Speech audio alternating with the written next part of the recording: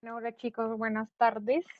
Entonces, hoy vamos a trabajar lo que corresponde a biomoléculas.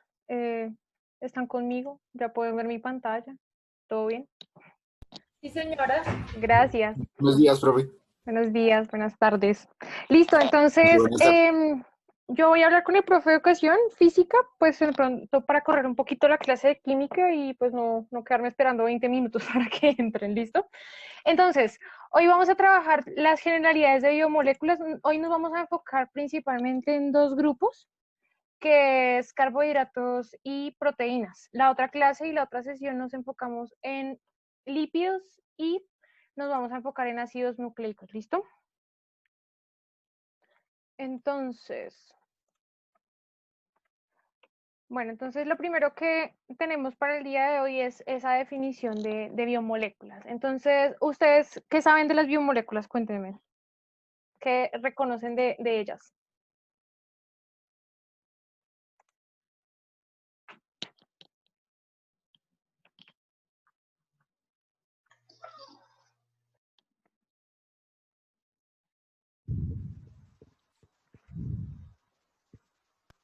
Que son aminoácidos, Hay unas que tienen aminoácidos y dudan. ¿Qué más? y otras son lípidas, si no estoy mal, Sí, y ya. y ya, listo. Entonces, ¿y qué serían las biomoléculas? Alguien que de pronto me diga qué significa ser una biomolécula. Profe, la biomolécula no se encuentra en los organismos vivos. Sí, señora, gracias, Juliana. Entonces, todo lo que corresponde a biomoléculas, pues principalmente son los constituyentes de todos los seres vivos. Y esa es la definición clásica de estas. ¿Qué es lo importante? Pues que vamos a ver 4 grupos fundamentales que sin estos, pues no podríamos existir. ¿Qué es importante? Ustedes habían visto toda una serie de grupos funcionales y vamos a ver que en estas biomoléculas, pues vamos a encontrar algunos de esos grupos funcionales. Listo. Entonces, particularmente nosotros vamos a tener 4 grupos principales. Los ácidos nucleicos. ¿En dónde encontramos los ácidos nucleicos? Alguien que me diga que sí se acuerda.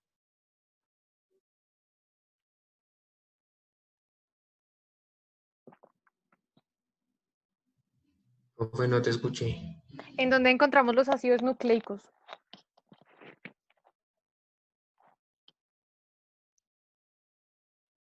¿Alguien se acuerda?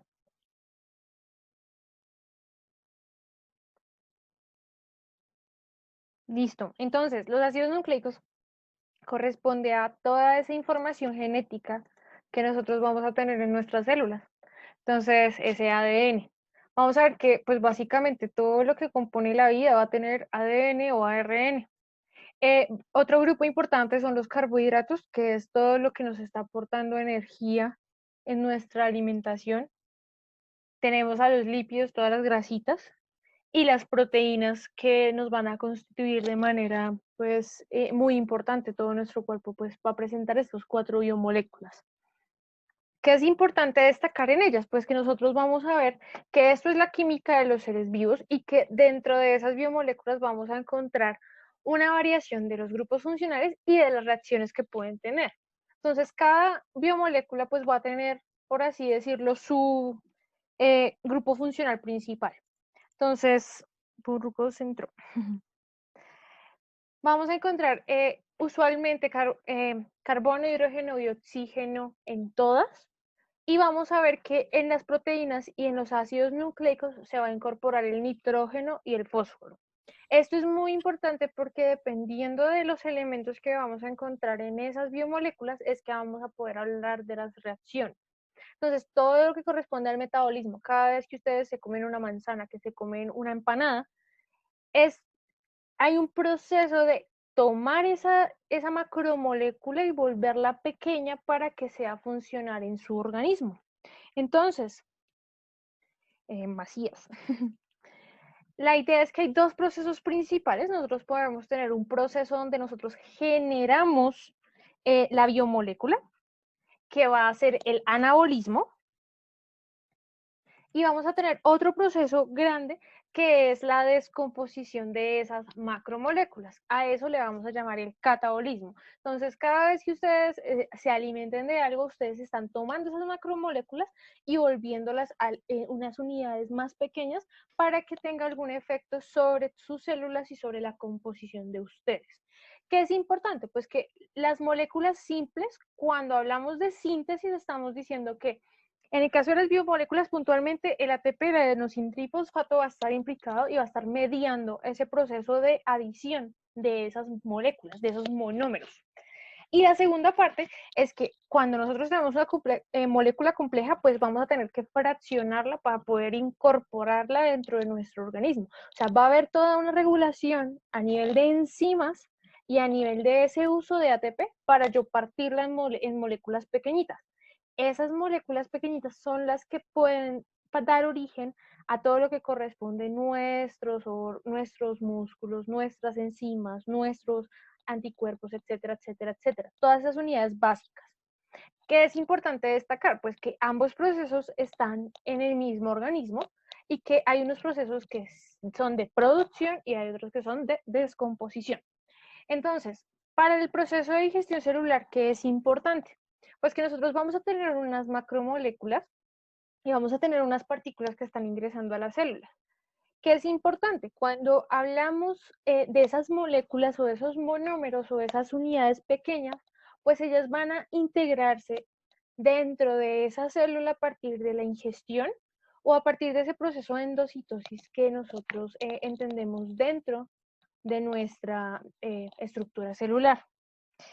Dentro también de todo el proceso de regulación y de unión y de ruptura de esas estructuras o de esos monómeros, vamos a encontrar que dos complejos importantes van a estar implicados, que son el retículo endoplasmático y el aparato de Golgi. Entonces, todo lo que es síntesis, por así decirlo, de proteínas, está regulados por retículo endoplasmático. Vamos a ver que toda esa química, toda esa bioquímica, está regulada ya directamente en cada uno de nosotros y que dependiendo de las diferentes sustancias de las que nosotros incorporemos a nuestro organismo, vamos a ver pues unas variaciones de esa regulación. Entonces, vamos a empezar con el primer grupo importante de biomoléculas, que son los carbohidratos. Entonces, ¿a qué les suena carbohidrato? ¿O qué significaría carbohidrato? ¿Las grasas? No, no serían las grasas. Las grasas, a esas las llamamos lípidos. Alguien que de pronto se acuerde que es un carbohidrato. Nadie, no me digan que no, que cada vez... Son los azúcares. Profe, ¿no era eso de los azúcares o los almidones? Sí, señor, gracias. Entonces, ¿Por dónde? todo lo que corresponde a sustancias que brindan energía, a los azúcares, a los almidones, esos son los carbohidratos. Entonces vamos a ver que tenemos una variación de los grupos funcionales y por eso es que yo les molesto mucho con lo de los grupos funcionales, porque de aquí química de 11 es esto, los grupos funcionales. Estos son los carbohidratos son las fuentes de energía primarias. Cada vez que ustedes se comen una chocolatina, cada vez que ustedes comen por ejemplo, una pasta, ustedes están dándole a su organismo carbohidratos, toda la energía necesaria para que se haga todos los procesos que ustedes tengan que hacer. Que es importante que nosotros en las plantas, por ejemplo, los vamos a encontrar en zonas de reserva y ahí es donde nosotros pues vamos a hacer uso de ellos. Por ejemplo, cuando consumimos papa, estamos consumiendo principalmente los almidones de la papa. Y también pues en las plantas pues dan forma a esos tejidos de sostén, a cómo ese tallo se compone. Entonces, dentro de los carbohidratos que vamos a encontrar dos grupos principales. Y ustedes cuando vimos aldehídos y cetonas, ustedes en la lectura tenían una asignación de los diferentes carbohidratos que podíamos encontrar. Vamos a ver dos grupos principales que están relacionados a cómo esos monómeros o esas unidades mínimas de azúcar se unen. Entonces vamos a tener los simples, que son los monosacáridos, y los complejos, donde vamos a encontrar disacáridos, una unión de dos monosacáridos, o polisacáridos, una unión de múltiples monómeros. Una cosa a destacar, entonces, primera pregunta para todos los chicos de 11. ¿Cuál sería la diferencia en esta imagen entre la fructosa y la glucosa?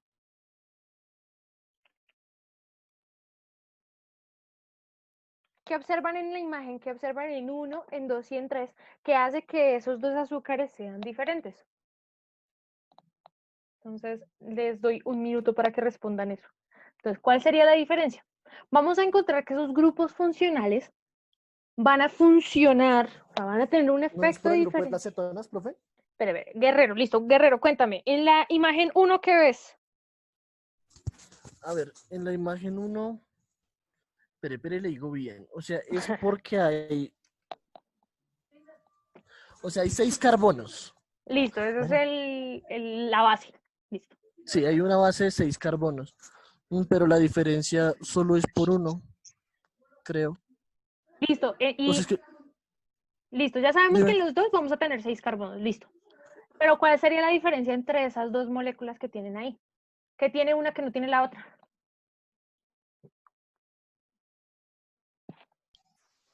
Que una tiene un grupo H más, ¿Quién dijo eso? Cardoso. Cardoso, Duan. Entonces, ¿cuál tiene un grupo H de más? La glucosa. ¿La glucosa? Espera, pues. No, revise bien. La Vanessa, cuéntame. fructosa, profe, es la que tiene un grupo más. No. Vamos a ver que hay algo con el OH que es diferente. ¿Sí ven que el OH, la posición es diferente en la fructosa frente a la glucosa? Pero yo quiero que miren esta tabla, en donde tenemos un grupo funcional. Buenas tardes, Orozco. En donde tenemos un grupo funcional diferente al otro. Natalia, cuéntame. En la glucosa, Profe, que en la glucosa hay un grupo aldeíno y en la fructosa hay un grupo de cetona. Excelente, Natalia. Entonces, ese es el punto base de toda esta distinción entre los carbohidratos. Nosotros podemos hablar de que podemos tener aldosas o podemos tener cetosas. Entonces, cuando tenemos grupos aldehído, ese carbono, doble enlace, oxígeno, hidrógeno, este que les estoy señalando acá, que vemos acá en esta imagen de la glucosa en el 3, vamos a ver que eso va a ser una aldosa. Por otra parte, pues también podemos tener carbohidratos y por eso es que ustedes, Duan decía algo de los grupos OH. Pues miren, acá hay un grupo OH y acá yo no veo ese aldehído, sino veo una cetona. Entonces Natalia nos decía, esto es una cetona. Entonces, esa es la distinción principal entre dos grupos de carbohidratos. Podemos tenerlos como aldosas, es decir, que tienen un aldehído, mírenlo, o podemos tenerlo con una cetona. ¿Y qué distinción va a generar? Pues van a haber azúcares que pueden reaccionar específicamente, van a haber otros que no. Entonces, ¿de qué va a depender? De esa disponibilidad de ese grupo ceto que tenemos ahí. Entonces, esa es una posibilidad que nosotros podemos tener, esa distinción entre lo que es un grupo aldehído de un grupo cetona. Y la segunda cosa es la cantidad de carbonos. Entonces, Guerrero nos decía, bueno, esos dos tienen 6 carbonos. Sí, señor. Esos serían unas hexosas porque tienen 6 carbonos. También podemos tener pentosas de 5 carbonos. Entonces, vamos a ver que la distinción de los carbohidratos, pues son dos. Por esos hermosos grupos funcionales que ustedes ya conocen, y la segunda por esos números de carbono. Por eso es que siempre en primer periodo nos demoramos ahí aprendiendo a nombrar esos diferentes carbonos. Entonces, ¿qué vamos a encontrar particularmente para los carbohidratos? Ahorita recuerden que viene una pregunta y pues, básicamente todo lo que corresponde a la naturaleza, de dónde provienen esas sustancias para nosotros, pues son sintetizadas por las plantas gracias a la fotosíntesis, y a partir de esa producción de almidón, de celulosa, de todos esos carbohidratos, nosotros los tenemos a nuestra disposición en los alimentos. No significa que nosotros no tengamos un proceso de producción también, o de anabolismo, de catabolismo de los carbohidratos, pero Particularmente voy a hablar de este caso porque ustedes van a ver en su asignación de esta semana que tienen que hablar de los alimentos que ustedes comen. Entonces, ¿qué es importante? Dentro de las reacciones vamos a encontrar que esos aldehídos y esas cetonas pues pueden reaccionar con los alcoholes. Entonces, alcohol, grupo OH, aldehído, C, doble enlace O, hidrógeno. Cetona, miren, radical, radical, carbonilo, ¿listo? ¿Qué ocurre? Que las hexosas o las pentosas pueden encontrarse de forma lineal o pueden también formar ciclos o anillitos. ¿Qué es lo importante? Que para producir esos anillos tiene que haber una reacción de ese carbonilo o de ese carbono de la posición 2, que por ejemplo encontramos en las cetonas, con el grupo OH o el grupo alcohol del carbono de la posición 5. Entonces, carbono 2, carbono 5. Acá en verdecito vemos el carbonilo, el C doble enlace oxígeno. Y en el carbono 5, miren que está el OH. Esa reacción entre ese carbonilo y ese grupo OH, lo que va a hacer es que va a formar un ciclo. Ese ciclo va a darle más estabilidad a esos carbohidratos y en su mayoría los vamos a reconocer con formas cíclicas. Dentro de sus propiedades, pues, ¿qué encontramos? ¿Qué es más fácil? ¿Ustedes cómo hacen para, por ejemplo, cuando preparan un jugo y le agregan azúcar? ¿El azúcar se queda dentro del jugo o qué pasa con ese azúcar?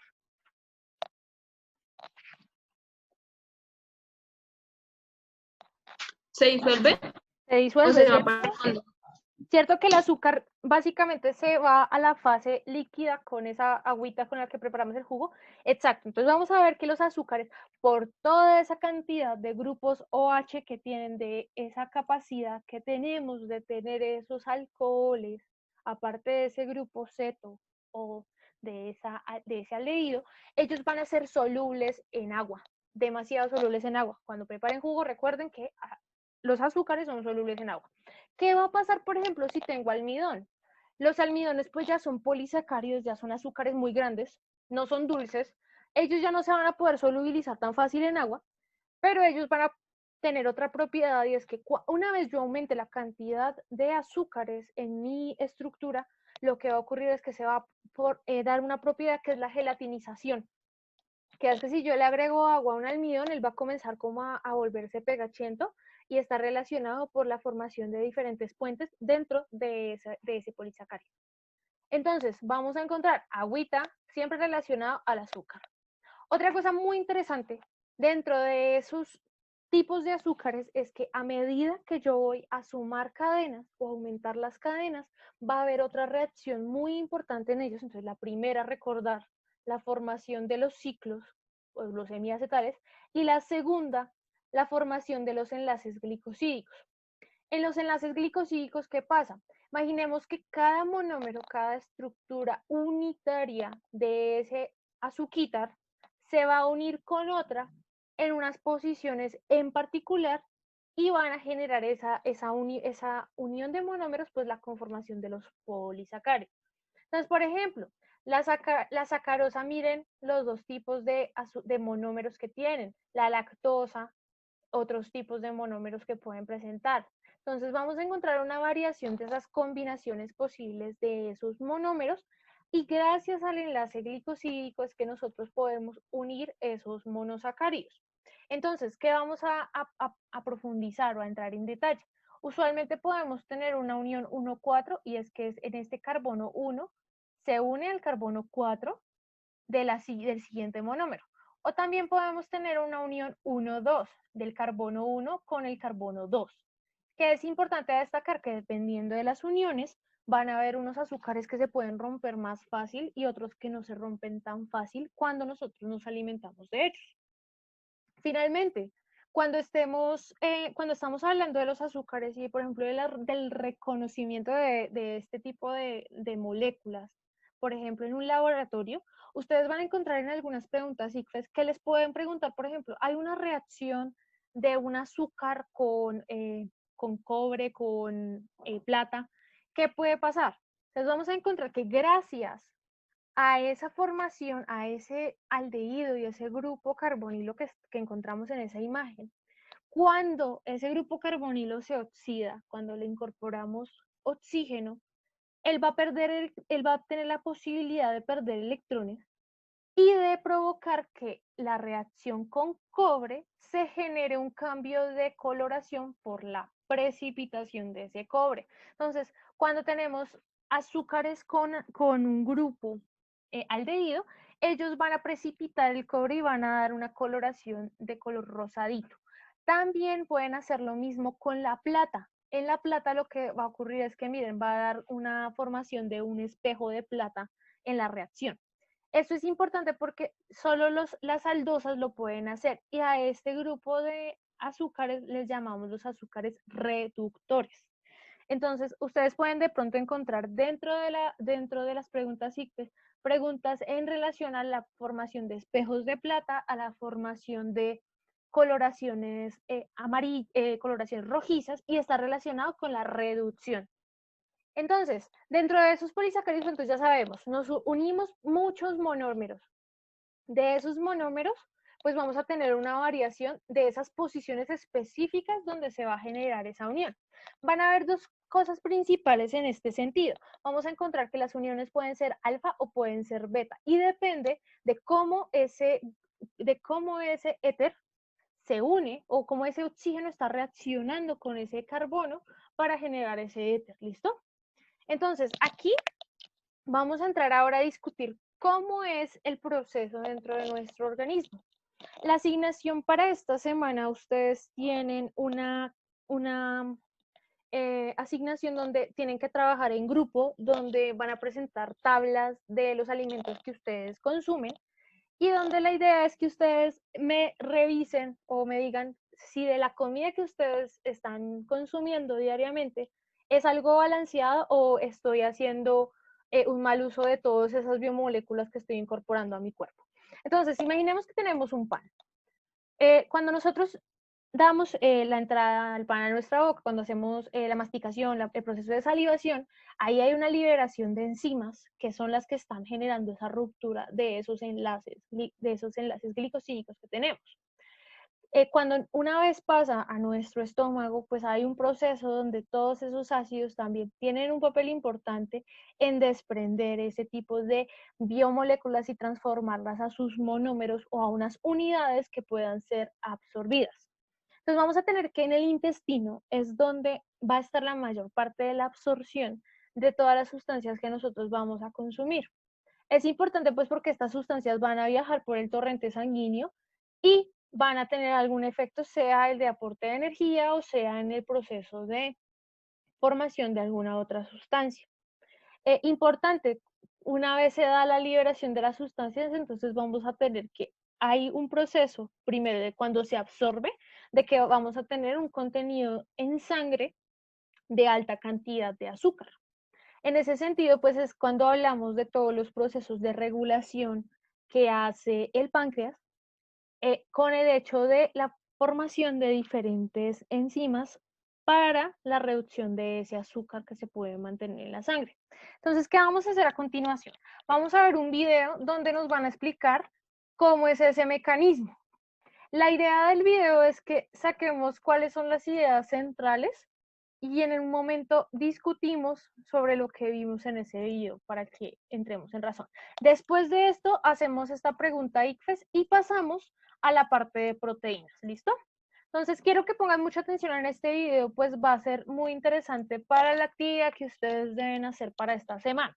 La idea es que trabajemos en grupo, la actividad y la ficha de lectura la trabajen individual. ¿Listo? Entonces, voy a compartir.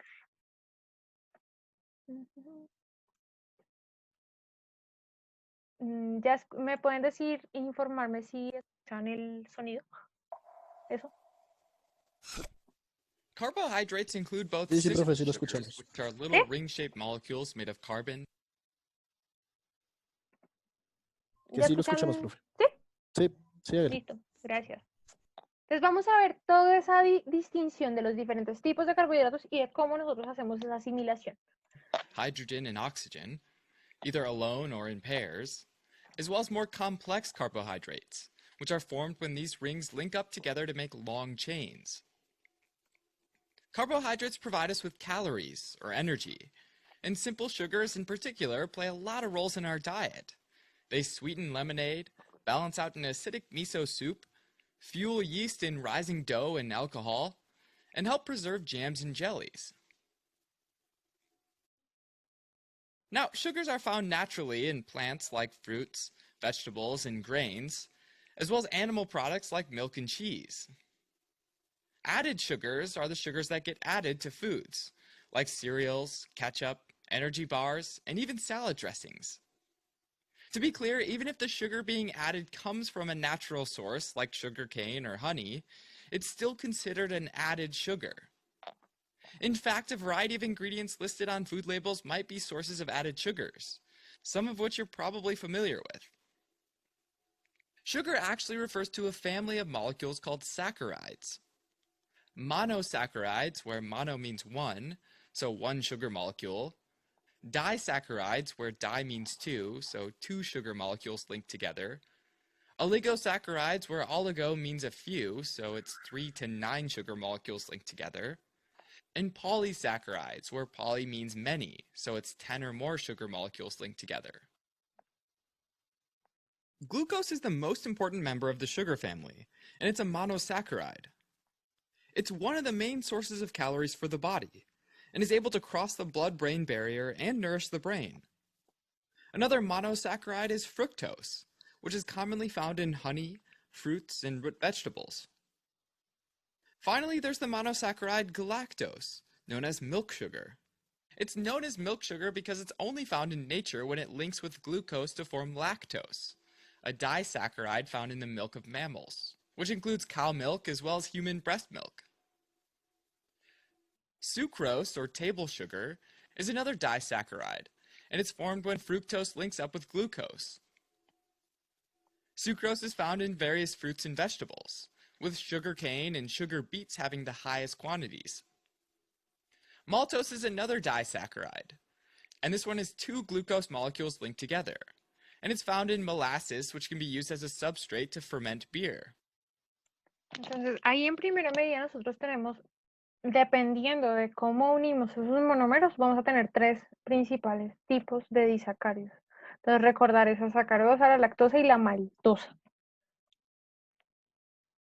Sugars, like fructose for example, are most always found in combination with other sugars, and the combinations can be pretty different, even in seemingly similar foods. For example, in honey, 50% of the sugar is fructose, 44% is glucose, 4% is galactose, and 2% is maltose. Whereas in maple syrup, less than 1% of the sugar is fructose, 3% is glucose, and 96% is sucrose. So simple sugars, whether they're natural or added, are mixtures of monosaccharides or disaccharides. Next, there are the complex carbohydrates. There are oligosaccharides, like galacto-oligosaccharides, which are short chains of galactose molecules, like those found in soybeans. Then there are polysaccharides, which are even larger chains with branches, and are the most abundant type of carbohydrates found in food. Starches are polysaccharides with molecular bonds between sugar molecules that human intestinal enzymes can break down. Starches are an important source of calories, and can be found in foods like rice, potatoes, wheat, and maize. Starches don't taste sweet like simple sugars, because they don't activate the taste buds in the same way. And there are also dietary fibers, which are carbohydrates that intestinal enzymes can't break down, and so the body can't digest them. Now, there are many different types of dietary fibers, and they're not all the same when it comes to their structure or impact on health. Fibers have molecular bonds that are resistant to human intestinal enzymes, so they pass through the small intestine undigested, get broken down a bit by bacteria in the large intestine, and ultimately end up as bulk matter in the stool. Fibers are critical because they can slow down the rate of absorption of simple sugars like glucose in the small intestine, which can help maintain healthy blood glucose levels. They also increase stool weight, which helps prevent constipation. And fibers like beta-glucan are also good for heart health. Monosaccharides link together through glycosidic bonding, which is when an OH group from the carbon on one monosaccharide binds with the hydrogen from the carbon of another monosaccharide. Together this forms an H2O, or a water molecule, which goes away. In the case of maltose, that leaves an alpha-1,4 glycosidic bond, which is a bond between carbon number 1 of one glucose monosaccharide and carbon number 4 of the other glucose monosaccharide. And alpha refers to the fact that the molecules are lined up next to each other. Lactose, on the other hand, has a beta-1,4 glycosidic bond, meaning that carbon 1 of galactose and carbon 4 of glucose are bonded, but this time the molecules are stacked with one higher than the other. Finally, sucrose has an alpha-1,2 glycosidic bond, meaning that carbon 1 of glucose and carbon 2 of fructose are bonded. Now, when you eat something, like a piece of onion bread, enzymes start breaking down the disaccharides, oligosaccharides, and polysaccharides into monosaccharides so they can be absorbed. Different enzymes help to break down different linkages. For example, amylases break down large polysaccharides like starch into smaller units, whereas lactase, sucrase, and maltase break down lactose, sucrose, and maltose into their monosaccharides. The individual monosaccharides that result from the digestion of larger carbohydrate molecules, glucose, fructose, and galactose, cross the gut lining and get into the bloodstream to get used by the body. When glucose levels in the blood increase after eating, the pancreas releases the hormone insulin, and this helps move glucose into all cells for energy. Insulin helps stimulate the liver to store glucose as glycogen in a process called glycogenesis, which is when some of the glucose molecules get linked together with alpha-1,4 and alpha-1,6 glycosidic bonds to form a polysaccharide called glycogen. Insulin also promotes fat and protein synthesis. Now, metabolism of galactose has an initial step where an enzyme in the liver converts galactose into glucose. It basically flips the orientation of the OH group on the fourth carbon. Just like that, galactose can become just another glucose molecule in the liver. Fructose, though, is handled a bit differently by the liver. Fructose has a total of 6 carbons, and most of it's broken down into 2 3-carbon molecules and sent into glycolysis to help generate energy. When energy is needed, all 3 monosaccharides are metabolized through glycolysis, then the citric acid cycle, and oxidative phosphorylation. Listo, entonces a partir de este momento, antes de que pues perdamos, bueno, que los 40 minutos ya hayan pasado, alguien que me diga 2 momentos importantes del video de lo que entendieron.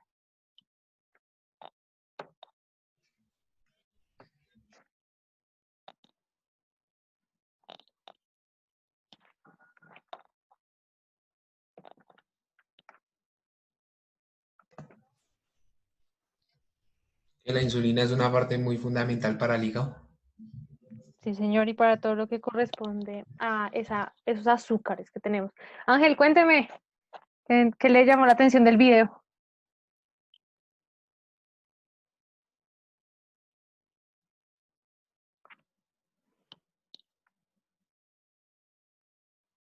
Listo. ¿Quién más quiere dar algo más del video que le haya llamado la atención?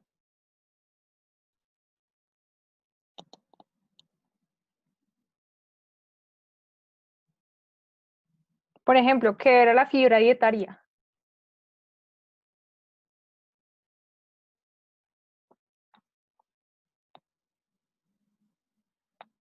¿Nadie se acuerda qué era la fibra dietaria según el video?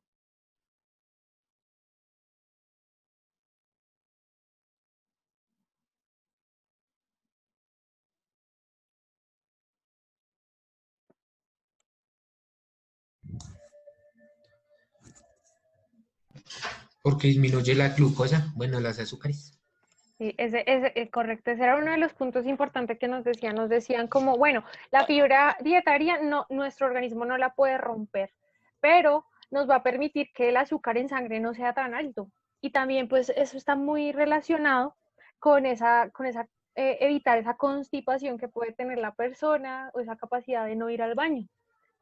también porque está relacionado también con el colesterol en la sangre. Entonces, eso es muy O importante sea que porque con el peso también. sí, ahorita vamos a ver cómo vamos a integrar diferentes grupos de biomoléculas y gracias a ese proceso de anabolismo o de catabolismo es que nosotros vamos a tener que esos azúcares pueden transformarse en otras cosas o que a partir, gracias a esa función del hígado, vamos a poder tener un proceso de síntesis.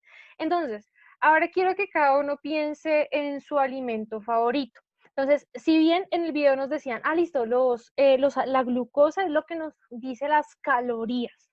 Entonces, alguno de ustedes que me diga que interpreta como qué es una caloría.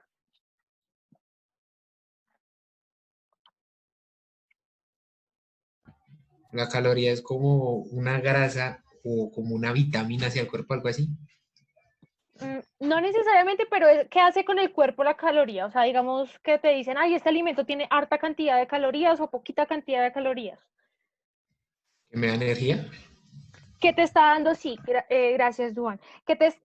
La caloría se asocia directamente a un aporte sobre la energía. Y eso es muy interesante porque nos permite hablar de que hay sustancias o hay alimentos que son más energéticos que otros. Entonces, vamos a relacionar eso que ustedes, digamos, cada uno imagínense en un alimento que más les llame la atención. Y ahora vamos a hablar de toda la parte alimenticia. Entonces, básicamente, todo lo que corresponde a azúcares que nosotros podemos recibir inmediatamente, pues son los que nos van a dar así una potencia, una energía directa.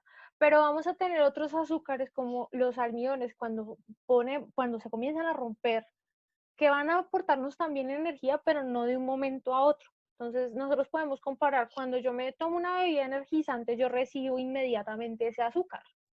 Pero yo cuando me como una pasta, bueno, la pasta me llena, pero no me está liberando así el azúcar continuamente, sino que tengo que hacer un proceso a nivel intestinal, un proceso de ruptura para que ese azúcar se aproveche de una manera. Y por eso es que en el video nos decían, sí, el azúcar sí nos sabe dulce, pero el almidón a nosotros no nos sabe dulce.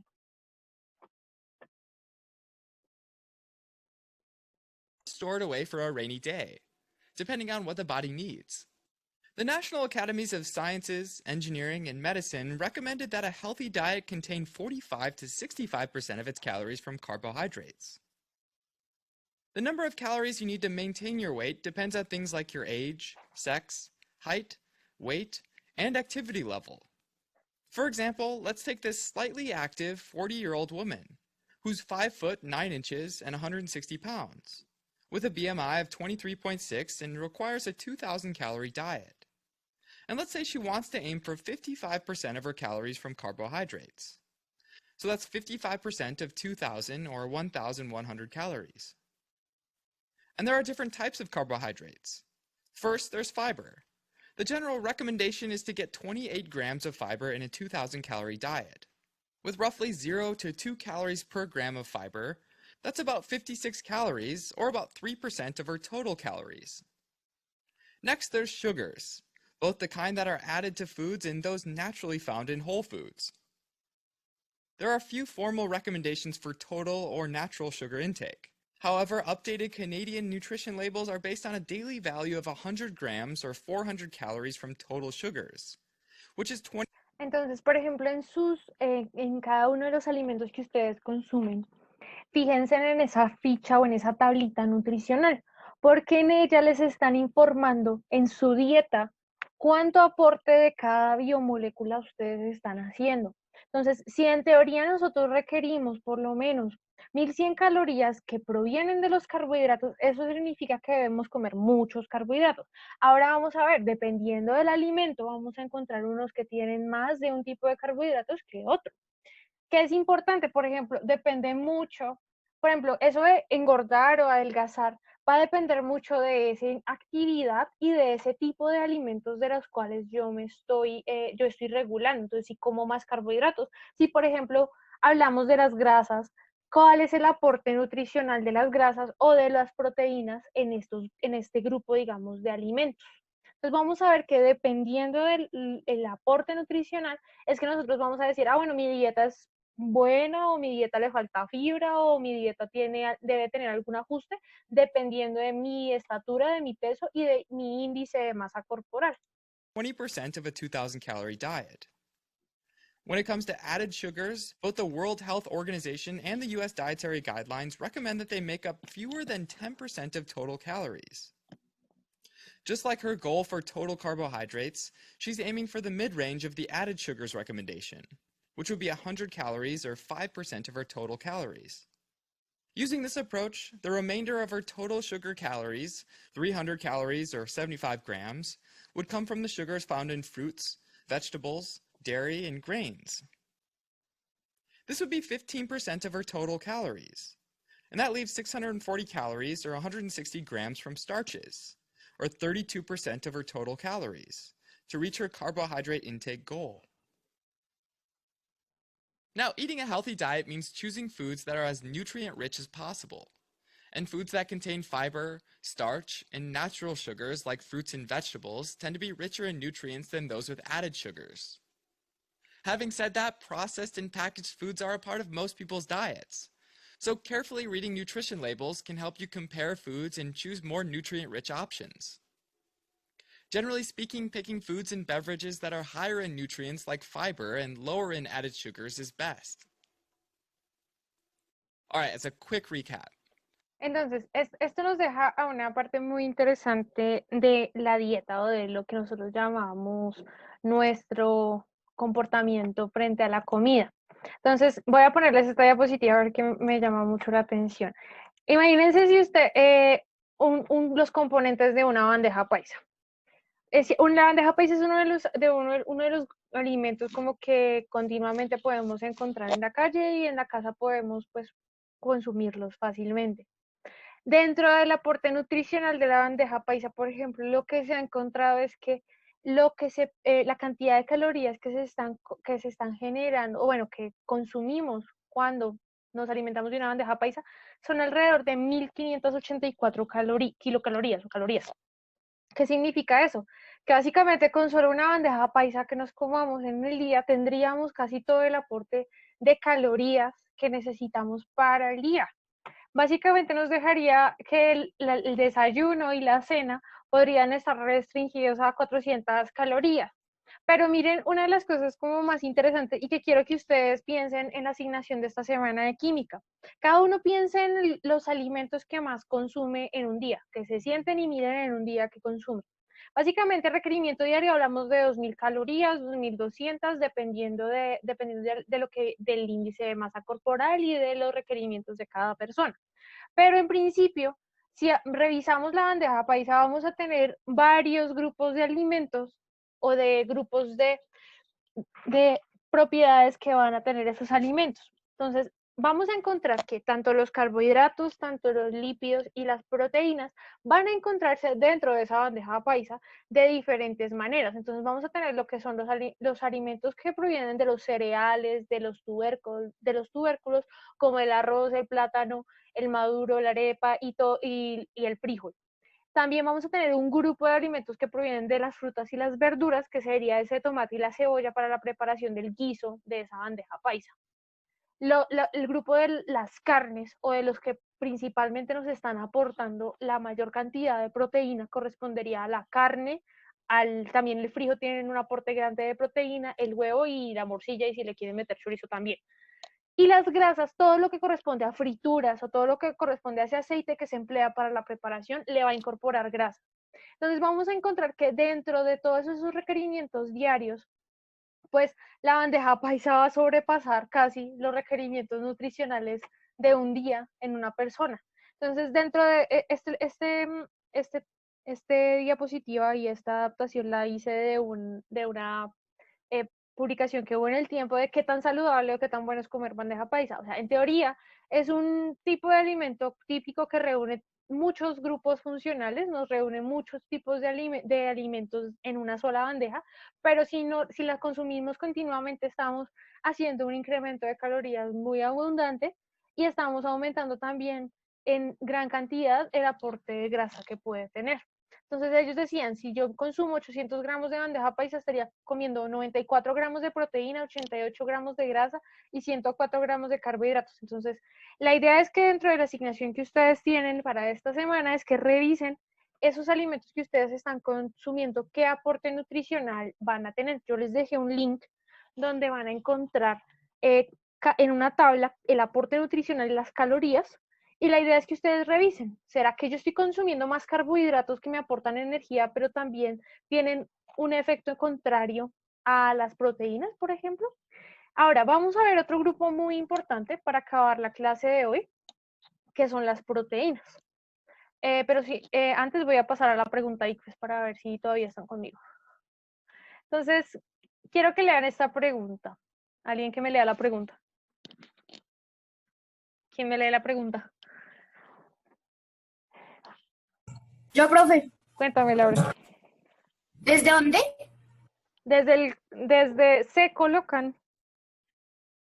Se colocan en un tubo de ensayo 0,5 gramos de almidón puro, luego se calientan directamente a la llama, como se ilustra en la figura. En la siguiente tabla se resume la experiencia. Y ahí empieza a leerlo de abajo, ¿sí? Listo, sí. Se analiza el residuo negro obtenido de la combustión de almidón y se determina que es carbono, por lo cual es válido afirmar que en el almidón ocurre un cambio. A, químico, porque hay un cambio de estado. B, físico, porque no se altera su composición. Químico, porque se cambia su composición. Físico, porque hay un cambio de olor. De color. Gracias, Laura. Entonces, ¿qué opinan? Entonces, acá estamos hablando de nuestro almidón, unidades de maltosa, y estamos diciendo que está en estado sólido y tiene un color blanquito, así como cuando ustedes utilizan, por ejemplo, la maicena o almidón de yuca. Si yo le incorporo calor o una llama a ese almidón, lo que se obtiene de ese experimento es que se genera dióxido de carbono a manera de gas, goticas de agua en un estado líquido y un residuo negro que es carbono. Entonces nos pregunten, listo, ¿qué tipo de cambio ocurrió en esa reacción? Entonces, ¿qué opinan ustedes? ¿O cuál dicen? El que me diga primero cuál no es y luego me digan cuál es.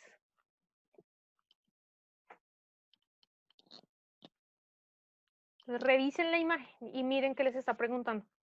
Entonces, son preguntas de almidón, son preguntas que pueden ir relacionar las biomoléculas con los estados que pueden tener. Entonces, por ejemplo, Juliana Vargas, ¿cuál de las opciones descartarías?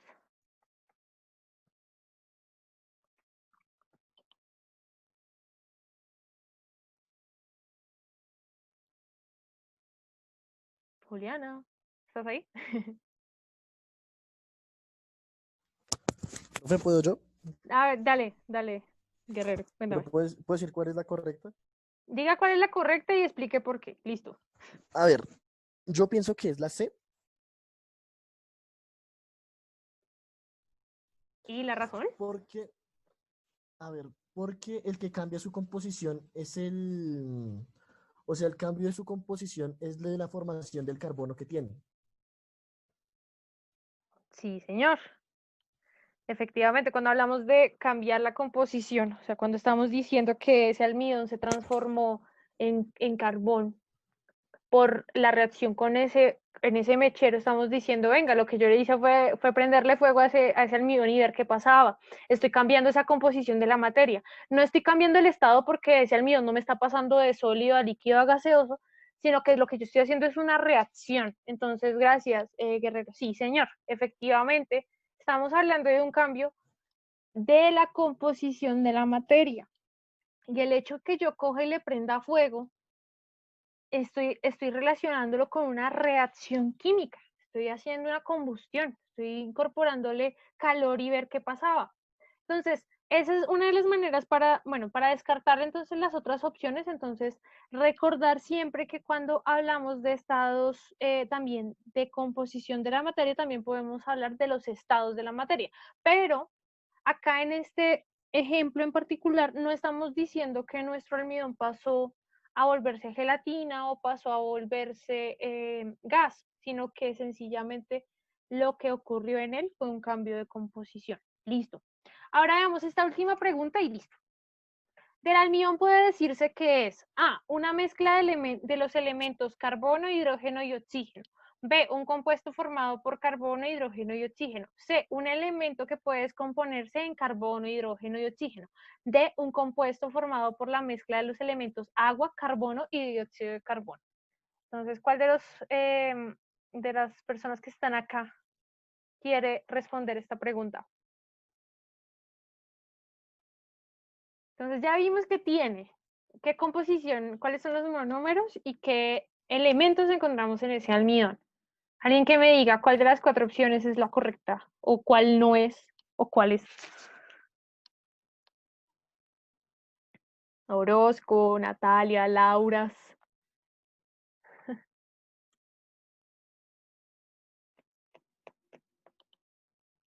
¿Ninguno? ¿O la están leyendo? Dubán. ¿Puedo yo otra vez? Sí, hágale, no hay problema. ¿O quién más? ¿Alguien más? Listo. Si nadie dice nada, listo, hágale, guerrero. ¿O César? ¿César es ahí? No, sí. No. Dale. Ya, pues es la de un compuesto formado por carbono, hidrógeno y oxígeno. Listo, ¿y por qué? Porque estaba mirando ahorita la composición y es de un carbono, hidrógeno y oxígeno. Además está como la de la vez pasada, que tiene dos que son dos que son muy parecidas y que podrían ser las correctas, que serían la A y la B, y la C y la D no tienen ni 5 que ver, pero se parecen entre sí. Entonces, o es la A y la B, y yo creo que es la A. Listo. Entonces, aquí para distinguir qué es, pues recuerden que cuando ustedes estaban por allá en sexto, séptimo, no sé en qué año, vieron que las mezclas, hablamos de una cosa que llaman las mezclas homogéneas y las mezclas heterogéneas, y que la composición variaba en las mezclas. Y cuando hablábamos de las sustancias puras, decíamos que las sustancias puras tenían elementos y compuestos. Los elementos, lo que nosotros decíamos, el carbono, el hidrógeno y el oxígeno. Y los compuestos, cuando nosotros decíamos, la formación de CO2, la formación de agua. Entonces, ahí la distinción de la respuesta correcta está relacionada con la definición de qué es la mezcla y qué es un compuesto. Efectivamente, la respuesta correcta es la que está diciendo Guerrero en relación a que es un compuesto porque tiene varios elementos en su composición donde está el carbono, el hidrógeno y el oxígeno. Listo. Y finalmente, para acabar la sesión de hoy, vamos a hablar de las proteínas. Entonces, en los carbohidratos ya sabemos que es todo el aporte energético que requiere nuestro cuerpo. En las proteínas, básicamente, son también polímeros donde los monómeros van a ser los aminoácidos. Entonces, los aminoácidos van a ser, dependiendo del orden de cómo estén asignados esos aminoácidos, vamos a formar una variación grande de biomoléculas. Ahora, ¿qué grupos funcionales observan en esta imagen? Ahora sí voy a poner César, ¿estás ahí? Ángel, ¿estás ahí? ¿Alguno de los dos? Dígame que están ahí. Creo que los perdimos. Bueno, las personas que están todavía conmigo, ¿qué grupos funcionales reconocemos acá? Duan. Los hidroxilos. 1H, listo, ¿qué otro reconoces? El nitrógeno. ¿Cómo se llamaba ese? Se me olvidó. Ay, no me diga que se me olvidó. ¿Alguien que se acuerde cómo se llama ese que tiene nitrógeno? ¿Cuál, profe? ¿Una Eh, mina? Sí, señora, gracias, Laura Betancourt. ¿Y el otro, y este que señaló acá con el indicador? COOH. Entonces, Duan nos decía, listo, esto tiene un hidroxilo, listo, pero ¿cómo se llama este grupo?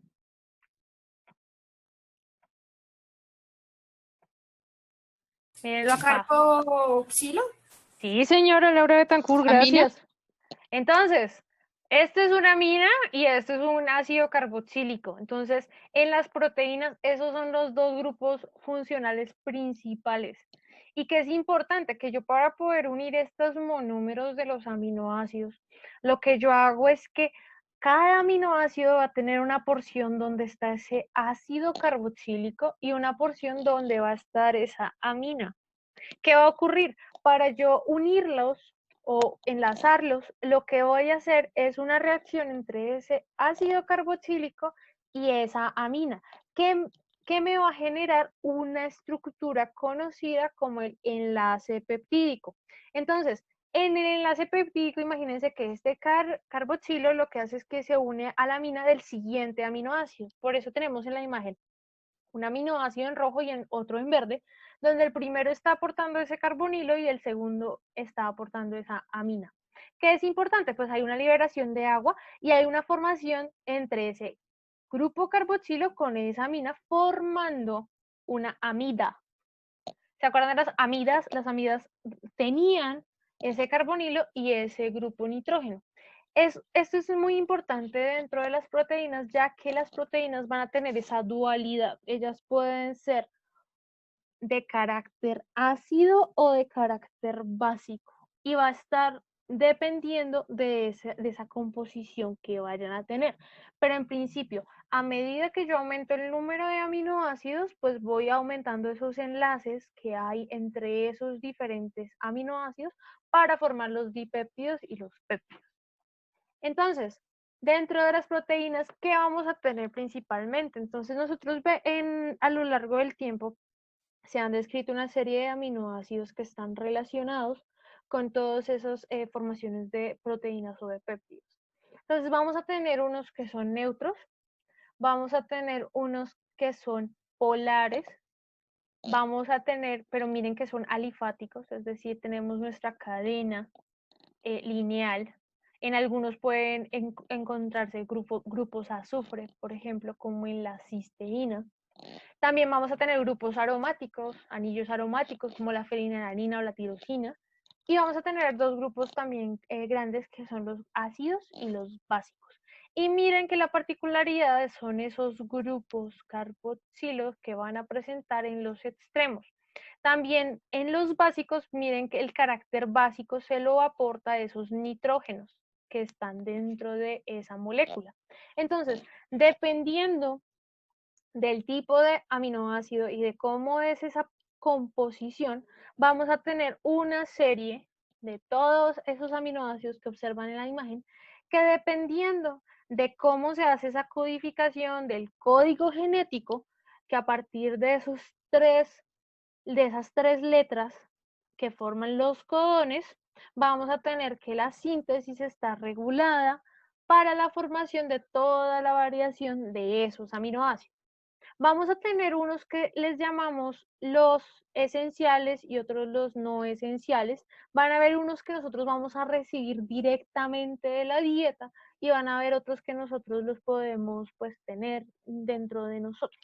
¿Qué es importante? Recordar que la parte de código genético va a estar relacionada y ligada directamente con la producción de proteínas y que cada unidad de esas proteínas son los aminoácidos. Ahora, esos aminoácidos pueden adoptar diferentes estructuras o composiciones. ¿Y de qué va a variar? Entonces nosotros podemos tener una estructura primaria, que es cuando tenemos esas unidades de aminoácidos unidas por medio de los enlaces peptídicos. Cuando esos monómeros, esa formación de polímeros en esos aminoácidos, se comienzan a plegar a partir de los enlaces de hidrógeno, se van a formar dos tipos principales de uniones, que son las láminas beta y las hélices alfa.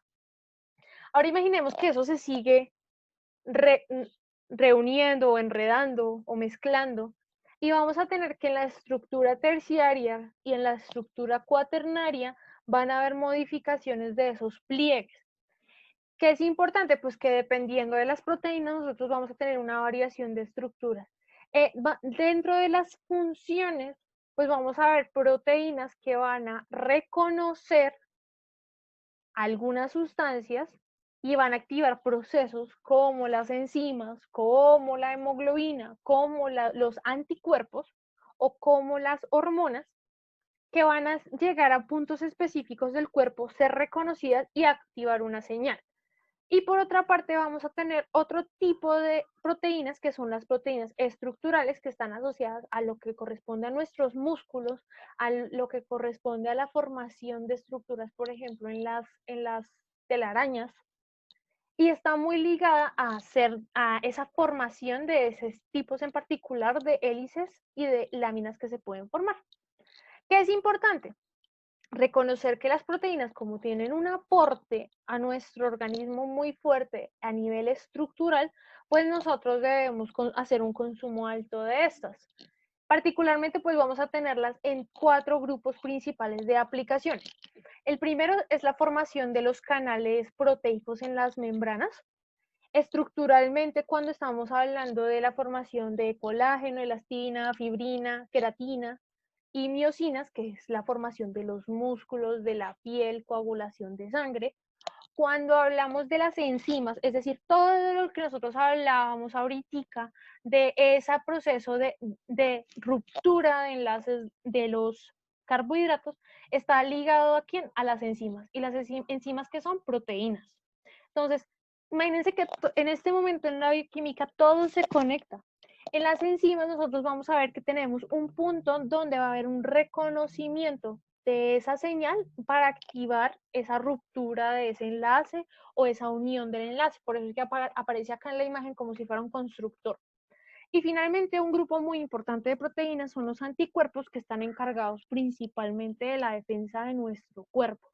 Entonces, tener en cuenta que tanto las proteínas como los carbohidratos juegan un papel importante en toda nuestra composición, también ellos tienen un proceso de esa síntesis y de lo que nosotros hablamos del reconocimiento de todos esos grupos funcionales que nunca olvidaremos, espero. Entonces, para terminar ya esta clase del día de hoy, nosotros vamos a tener que, a partir también de la digestión y de la absorción, recibimos principalmente esos aminoácidos. Esos aminoácidos, a partir de todos los procesos de síntesis, de ellos vamos a derivar la formación de enzimas, de hormonas y de anticuerpos. También ellos pueden encontrarse en otra regulación a nivel bioquímico para la formación de glucosa de energía, la síntesis de urea y en algunos casos el almacenaje de grasas. Entonces, en relación a la composición corporal, pues el mayor porcentaje de la composición corporal está enfocado al agua, pero las proteínas y las grasas juegan un papel importante en esa composición. Entonces, por eso cuando, por ejemplo, una persona quiere ganar masa muscular, tiene que regular esa ingesta de proteínas que está asociada a esa formación de esa masa muscular. Entonces, el 80% del músculo está hecho por aminoácidos. Eso implica que en algunos sentidos, aparte de los alimentos principales que vamos a comer, hay algunos requerimientos extra nutricionales para incorporar y para que esos aminoácidos pues, nos generen una síntesis de músculo. ¿Listo? ¿Alguna pregunta hasta aquí? Yo creo que ya. Entonces, para la asignación de esta semana, la idea es que trabajen de a grupos. Y en los grupos de trabajo, solo una persona puede, digamos, pueden enviarme las 4 fichas de lectura, una de cada uno, y en un solo documento me envían el resultado de los alimentos que obtuvieron, que seleccionaron para clasificarlos. Entonces, la idea es que ustedes revisen esos alimentos que ustedes consumen en un día, elijan los que corresponden a esos que dan un mayor aporte de carbohidratos, los que dan un mayor aporte de proteína y los que dan un mayor aporte de lípidos, y con eso completan la tabla. Para la valoración o para la información nutricional de ese aporte que da ese alimento, yo les dejé un link para que revisen en esa tabla cuál es el porcentaje de ese aporte de cada grupo de biomoléculas, si es lípidos, proteínas, carbohidratos. Entonces, esa es la idea de la actividad de esta semana. La otra semana yo les enviaré, la idea es que hagamos nuestras primeras exposiciones para que ustedes hablen más que yo.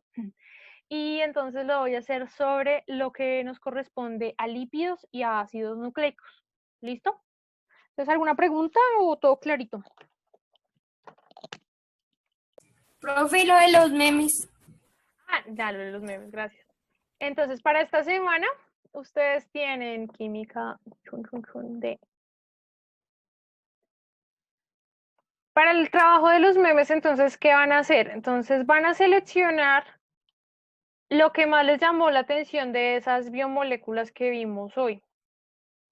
Para eso, ¿qué requerimos? Pues que o vean la clase virtual o hayan asistido hoy a esta. Entonces, ustedes eligen el concepto que más les haya llamado la atención y sobre ese hacen un meme. Entonces, pueden utilizar Meme Generator o pueden hacerlo a mano o pueden buscar una imagen y estructurar. ¿Qué es lo importante? Que en el meme ustedes van a tener el concepto, una explicación del concepto y la imagen que ustedes presentan como meme. Entonces, la idea es que de esas biomoléculas que vimos hoy, de entre proteínas y carbohidratos, elijan una imagen que les permita hacer un meme. Entonces, yo en la primera semana yo les había enviado a ustedes, dentro de sus asignaciones, les envié un documento donde les decía cómo hacer lo de los memes químicos. Entonces, si quieren, revisemos. Mientras carga. ¿Ya pueden ver la imagen que les estoy mostrando? Espero que sí. Entonces, en esa ustedes encuentran, la idea es que describan el concepto, pero lo hagan a partir de ese tipo de herramienta que permite, pues, que recordemos más fácil las cosas. Entonces, acá está. Entonces, tenemos un concepto principal, entonces, biomoléculas. Definición, entonces, la que hayan elegido. Entonces, si buscaron un meme o lo hicieron a partir de los lípidos, entonces, definición, los lípidos son tal y tal cosa. Y tercero, pues, en la imagen, por ejemplo, para este que fue para 10º, entonces era nomenclatura de óxidos, entonces, pues ese es el meme. Y la idea es explicar, bueno, este tiene 3 tipos de nomenclatura, pero para química de 11, pues la idea es enfocarlo directamente a ese grupo funcional que podemos encontrar en nuestros diferentes biomoléculas, sean proteínas o sean carbohidratos. Esa es la idea, Laura. Listo. Y listo, yo creo que dejamos así por hoy. Y las personas, creo que ustedes tenían plazo hasta ayer de entregar la segunda asignación, entonces la mayoría de las personas que ya hicieron entregar la segunda asignación, yo ya lo diligencié en el cuadrito que el profesor Juan Pablo les está compartiendo a ustedes. ¿Listo? Entonces, nos estamos hablando y un placer. Chao, chicos. Chao, Chao, profe. profe. Te cuida. Lo mismo. Ah, profe. Que les vaya muy bien. Guerrero, no se vaya. Dime, ¿qué pasó? Su correo, yo le mandé una nota de su asignación de la primera semana. Me dice que revise su correo, entonces que revise su correo porque no está recibiéndole mensajes. Eso Bueno, voy a revisar. Profe, ¿será que me puedes volver a pasar el número? Es que cambié de celular otra vez y me quedé sin los números de los profesores. Para cualquier cosa avisarte porque estoy... ¿Pero cambió de número? Sí, no cambié de número, solo perdí los contactos. Listo. Ya se lo vuelvo a mandar. Listo. También, si necesitan contactarse conmigo, profe, entonces yo les paso el número para que me Profe, pregunten. una pregunta, ¿te llegó mi trabajo de segunda semana? No. ¿No? No. Entonces Por es mi eso correo. necesito que Ese es mi reenvíelo correo. a ese correo que le digo, a mi correo. Listo, dale, Entonces, profe. listo. Que me les vaya muy bien. Chao. Me escribe. Chao, profe.